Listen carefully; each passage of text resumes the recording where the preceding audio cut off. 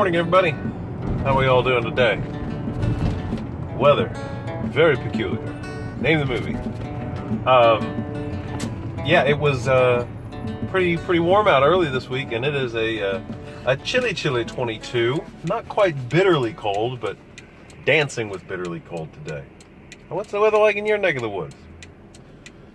I had a curious thought the other day.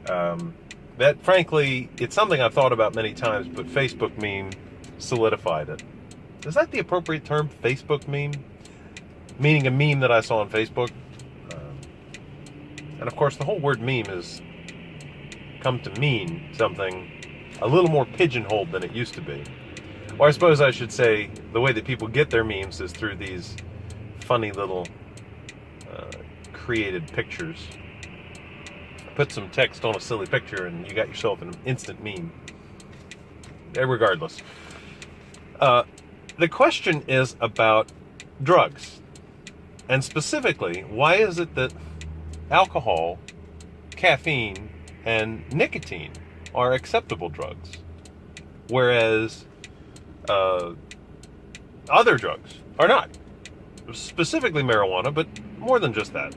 What is it about the harder drugs that are not acceptable versus the ones that many people consume every single day? So I got thinking about it. I couldn't quite figure out why, but there's some interesting facts, not facts, but things behind each one. And frankly, I did not fact check this. I'm just thinking out loud. So this is the kind of thoughts that your brain can have, or my brain. I don't know if my brain is the same as everyone else's. But the type of thoughts that your brain can have as you are preparing to do research. This is in the hypothesis, observation and a hypothesis stage. Let's do research afterwards. So yes, I did not fact check this. So if you have the facts, I'd love to hear them. Nicotine, interesting example, because people, if you're smoking today, people will probably look at you cross-eyed. It's not to saying that nobody smokes. It's just that it is becoming the thing that will make you a pariah. Big thing, on personal freedom. Only place I'm allowed to smoke anymore is my car.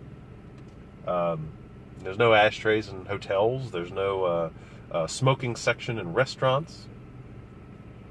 And that's not a bad thing. Because the interesting thing about nicotine is the delivery method is harmful and nearly ubiquitous. Nobody is saying, I can get my nicotine fix. Oh, how are you going to do it? You're going to smoke it? You're going to shoot it? You're going to eat it? Smoking is the only way people get nicotine, unless they're trying to stop smoking. And that seems to be interesting because that makes the habit attractive, and it makes it a big part of the appeal. And the addiction factor is that act of doing something. I wonder, does having a cell phone, a mobile phone where you can do something anytime you want, to take a little break, you just stand up and browse your Facebook or your Twitter feeds. Does that help people who are trying to quit smoking by giving them something else to do? But then alcohol is seeped in tradition.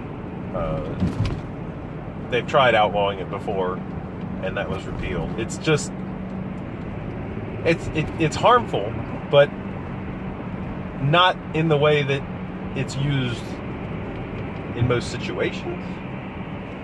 What am I trying to say here?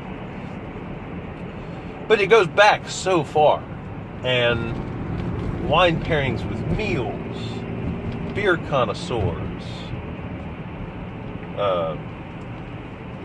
distilleries aiming for that exact right flavor and color. If marijuana were legal, would people be doing the same thing? Could we find a way? I have no idea how marijuana works. Could we find a way to get marijuana into something that is less harmful than smoke inhalation outside of your typical chocolate confection? something a little more refined, something that you could pair with, pair with food. Am I answering my own questions here? Interesting. But alcohol steeped in tradition, they've tried to outlaw it. Caffeine, I have heard stories about how caffeine is very good for you. I believe caffeine's very good for you, but not only good for you, it's good for society. If you look at certain advances in civilization, they see a speeding up of civilization in general at the point where people stop drinking beer all the time and start drinking coffee all the time.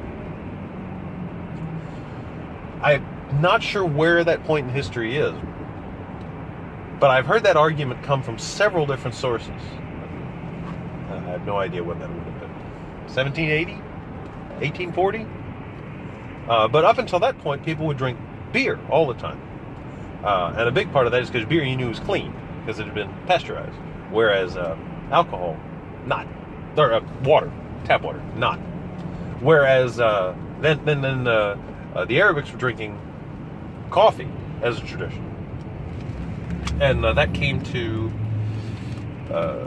other societies, other cultures, became extremely popular. Coffee shops popped up everywhere. People started doing business in coffee shops. And business, technology, society as in general, just started to advance at a faster rate. So, not only that, but caffeine, and that's the thing, is that caffeine is consumed through a lot of different sources also, but people generally say, I need my coffee, I gotta have my coffee. Well, I mean, you could have some chocolate, you could have a soda, you could take a pill. I knew a girl in high school who, she brewed her coffee with caffeinated water. Back in high school, I didn't have any problem finding caffeinated water. I don't see that anymore. But caffeine, of course, is a very bitter taste, so you either pair it with coffee, which is already bitter, and comes with it naturally, or you pair it with soda, where they oversweeten it. And interesting. But the real question is, why are those three totally legal? And then why do we draw the line there? Marijuana seems to dance on that line. So there's got to be a history behind why that one's. Caffeine, huge boost to the system. People have said, I don't want to become addicted to caffeine. I'm not saying this argument I'm about to give is right, but let me just ask your question, because I want to know why it's wrong.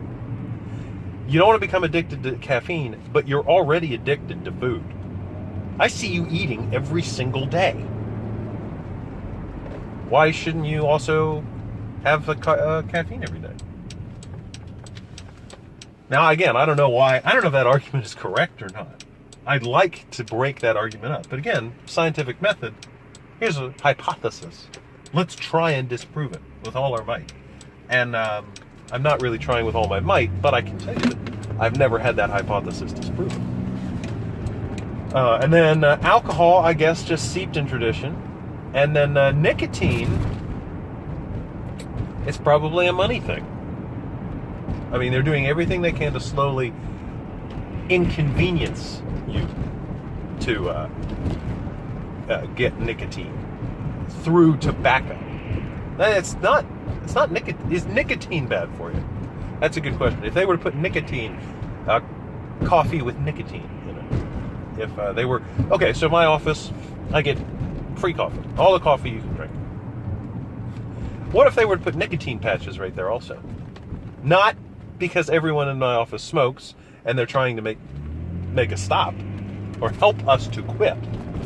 But what if, I mean, they're already providing me with all the caffeine I can drink. And when we go to social gatherings, alcohol is provided.